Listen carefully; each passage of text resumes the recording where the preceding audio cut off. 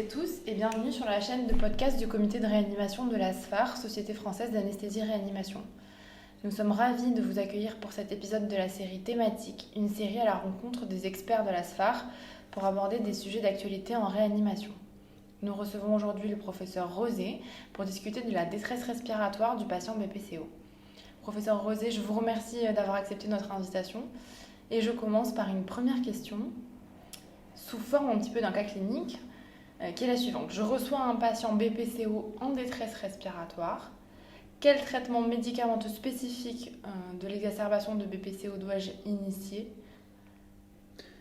Eh bien, ce sont des choses qui sont aujourd'hui assez codifiées. Donc, ce sont des patients qui ont un trouble ventilatoire obstructif qui est partiellement réversible, ce qui les différencie des asthmatiques, mais ils peuvent encore avoir de la réversibilité sur leur remaniement bronchique et le calibre qui leur reste, donc leur résistance respiratoire, ce qui les gêne pendant cette crise. Et donc, on est toujours à utiliser les bêta-2 mimétiques en aérosolothérapie en utilisant comme vecteur de l'air pour améliorer les résistances expiratoires.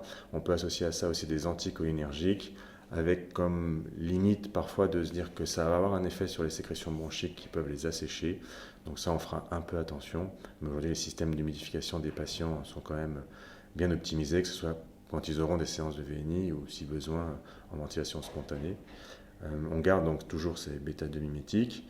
On peut utiliser aussi des anti-inflammatoires, donc des corticoïdes, qu'on réserve quand même aux formes les plus graves. Il y a certaines décompensations où les patients s'améliorent relativement vite, n'ont pas des bronchorrhées majeures, et donc on peut se passer des corticoïdes. On sait qu'à force de répéter à chaque exacerbation les corticoïdes, leur en laisser au long cours, ça aura des effets indésirables.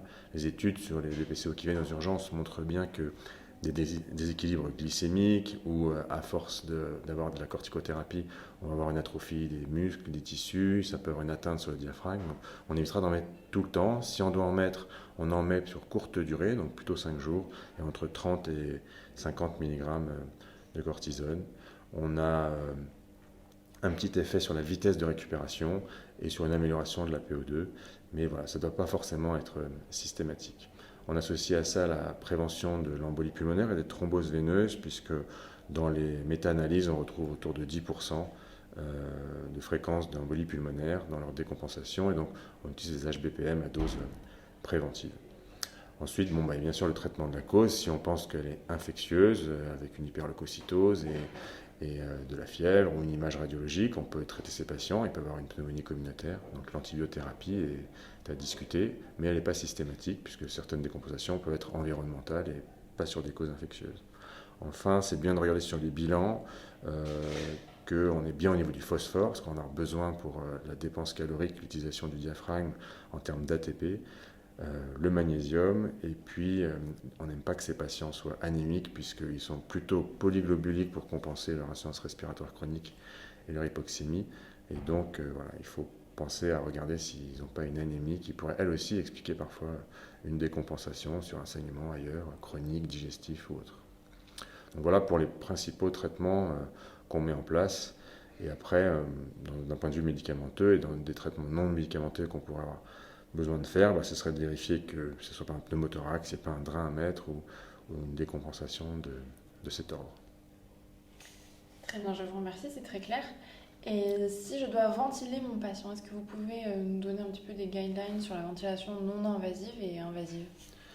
Oui, tout à fait. Alors, c'est ce qui est essentiel. C'est quelque chose qu'on a montré dans les années 90, qu'en appliquant de la pression positive à des patients à travers un masque, on pouvait, dans cette pathologie qui a un problème d'espasmore et d'acidose hypercapnique, améliorer la ventilation alvéolaire et les sortir plus rapidement d'acidose, et notamment leur éviter surtout d'être intubés.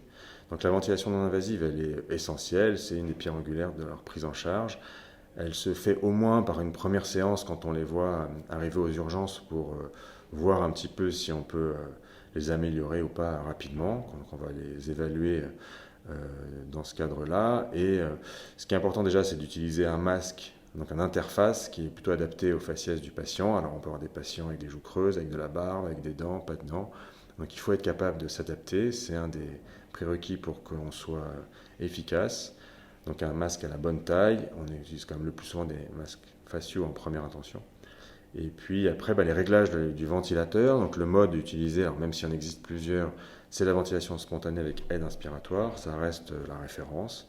Donc c'est un mode en pression qui a un cyclage qui est pneumatique. Donc il va falloir régler à la fois la pressurisation, donc le niveau de pression inspiratoire, la pression expiratoire, donc la PEP, et puis aussi on peut jouer sur le cyclage et regarder s'il y a des asynchronies pour essayer d'améliorer les choses et surtout les fuites qui peuvent nous gêner.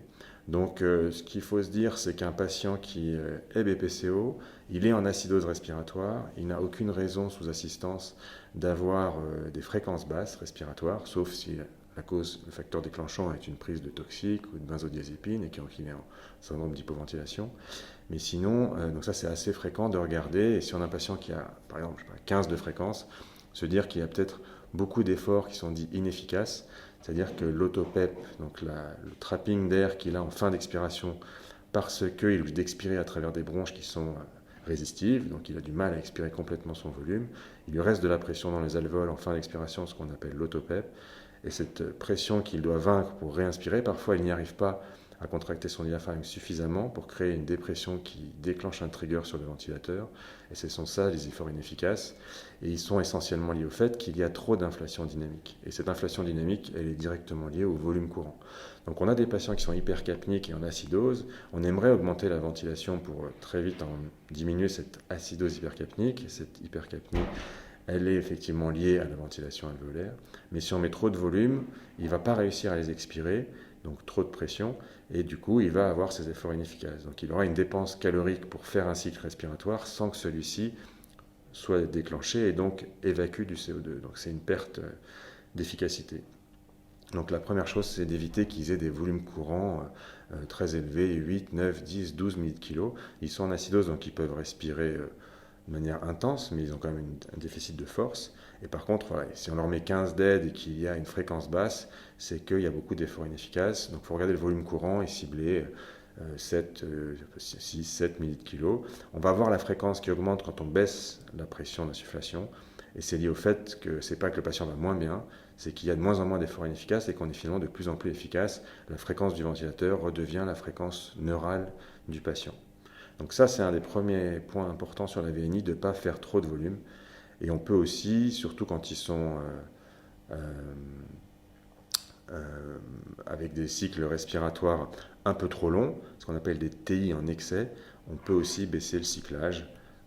C'est-à-dire qu'on veut que le temps inspiratoire soit plus court, ça laisse plus de temps pour expirer. Et donc, au lieu d'être à 30%, comme il peut être classiquement sur les ventilateurs, on peut l'augmenter à 50%. Ça veut dire que quand le débit va décélérer, il va ouvrir sa valve pour expirer plus tôt. Donc le TI va être plus court, le temps inspiratoire. Le patient aura plus de temps pour expirer, il aura reçu moins de volume. Et ça aussi, ça va améliorer l'inflation dynamique. Donc c'est les points essentiels à peu près sur le réglage de la ventilation non invasive en phase initiale. Très bien, je vous remercie. Une question un petit peu plus délicate peut-être. Quand est-ce que je dois réfléchir à l'engagement thérapeutique que je mets en place autour de mon patient BPCO qui en y est à sa énième exacerbation de BPCO de l'année? Oui, ça c'est un point essentiel. Quand on est appelé dans les urgences où le patient vient parce qu'il est en exacerbation.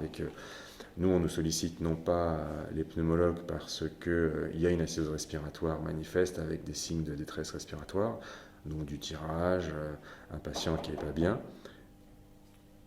Et du coup, on est obligé de se poser la question, quel était son état antérieur? Est-ce que c'est sa première décompensation? Est-ce que si ma séance de VNI n'est pas suffisante, en gros il reste hypercapnique, voire il devient encéphalopathe, est-ce que je dois aller jusqu'à l'intubation? Est-ce que je le prends donc moi en réanimation, ou est-ce qu'on dit on ne fait que de la ventilation non invasive? Donc ça, c'est important de se poser cette question, c'est un tri qu'on doit faire. Alors on est aidé un peu par des classifications qui nous donnent un peu l'état, les scores de son état. Donc la plus simple, c'est la classification de Gold, qui va de stade 1 à stade 4 et qui utilise le VMS. Donc dès que le VMS est inférieur à 50% de la théorique, si on a la chance d'avoir cette donnée quand le patient nous vient, parce que par exemple il a déjà été hospitalisé, on le retrouve dans les dossiers de l'hôpital en pneumologie, et donc on a une idée là où il en est de sa maladie, on a déjà dans un patient qui a un pourcentage de mortalité plus élevé et un GOLD stade 4 avec un VMS inférieur à 30%, c'est-à-dire qu'il a un parenchyme extrêmement détruit et donc pratiquement plus de réserve. C'est quand même de mauvais pronostics. Donc on sait, il y a des études qui ont montré que les GOLD 4 avaient un nombre d'exacerbations dans l'année beaucoup plus élevé. Et on sait aussi que quand ils commencent à se rapprocher au niveau des exacerbations, très rapidement, ils vont en faire de manière répétée, presque en mois, et ils finissent par mourir. Donc ils finissent aussi par mourir parce qu'on arrête de les ventiler quand ils reviennent tout le temps. Donc il faut savoir à quel moment on en est à cette décision. C'est bien de la prendre avec le pneumologue ou son médecin généraliste, d'en discuter. Alors c'est toujours compliqué, ça peut être compliqué les week-ends. Après, parfois, on voit bien que l'état, la radio qu'on a fait, l'état antérieur du patient, parfois la dénutrition et plein d'autres comorbidités qu'ils ont assez facilement, la poursuite du tabac et des gens qui sont quand même dans un état assez précaire, nous incitent à dire qu'on peut faire de la ventilation non invasive, donc on la fait aux urgences, et après ils iront en pneumologie pour faire éventuellement d'autres séances, ils n'iront pas en réanimation et se posera la question des soins de confort si le patient ne s'en sort pas de cette manière. Très bien, professeur Rosé, merci beaucoup. Je vous remercie de votre présence et de vos réponses très claires à nos questions. Chers auditeurs, n'oubliez pas de vous abonner à notre podcast ARPOD, le podcast de l'anesthésie-réanimation, disponible sur toutes les plateformes de podcast. Merci de votre écoute et à bientôt pour de nouvelles interviews.